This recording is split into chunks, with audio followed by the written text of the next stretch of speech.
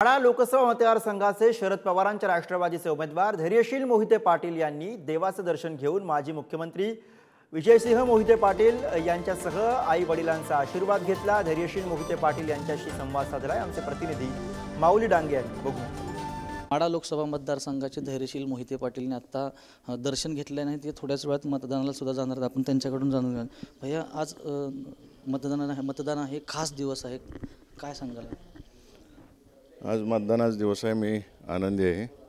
महाविकास आघाडीच्या कार्यकर्त्यांनी जे रात्रंदिवस इलेक्शन पिरियडमध्ये काम केलं त्याला आज यश मिळणार।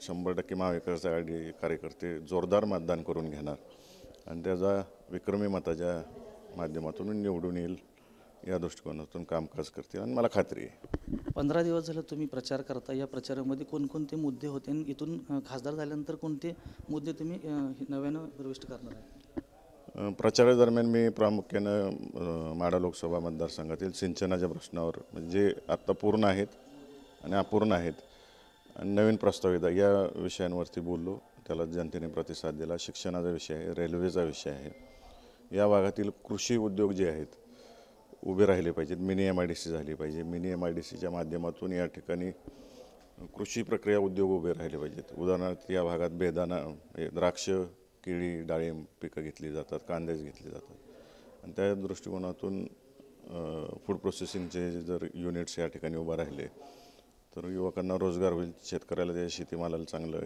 भाव मिळेल। हमी भावावरती निवडून गेल्यानंतर काम करायचं आहे।